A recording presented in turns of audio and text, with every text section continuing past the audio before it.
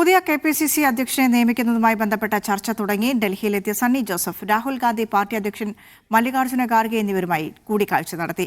മന്ത്രിമാരല്ലാത്തവർ അധ്യക്ഷനാകട്ടെ എന്നായിരുന്നു സണ്ണി ജോസഫിന്റെ പരസ്യ പ്രതികരണം.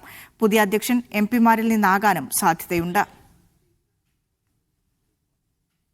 മന്ത്രിയായിട്ട് പ്രവർത്തിക്കുന്ന സന്ദർഭത്തിൽ KPCCക്ക് പുതിയ ഒരു ഫുൾ ടൈം പ്രസിഡന്റ് വരുന്നതാണ് നല്ലതെന്നുള്ള അഭിപ്രായം ഞാൻ നേരത്തെ തന്നെ അറിയിച്ചിട്ടുണ്ട്. അത് വീണ്ടും ഇപ്പോൾ അറിയിച്ചോ?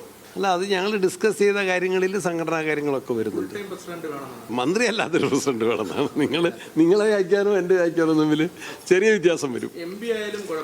അത് മന്ത്രി അല്ലാത്ത ഒരാൾ. ബാക്കിയൊക്കെ ഞാനിപ്പോൾ MLA ആയി ഞാൻ ആയിരുന്നല്ലോ. പലരുടെയും പേരുകൾ ഉയർന്നു വരുന്നുണ്ട്. MP-മാരൊക്കെ യോഗ്യരായിട്ടുള്ള ആൾക്കാരുണ്ട്, MLA-മാരുണ്ട്, ഇതല്ലാത്തവരുണ്ട്. ആ പേരുകളിൽ നിന്നൊക്കെ അഖിലേന്ത്യാ നേതൃത്വം രാഹുൽജി, ഖാർഗെജി എല്ലാം ആലോചിച്ച് വളരെ നല്ല ഒരു പേരിലേക്ക് എത്തും.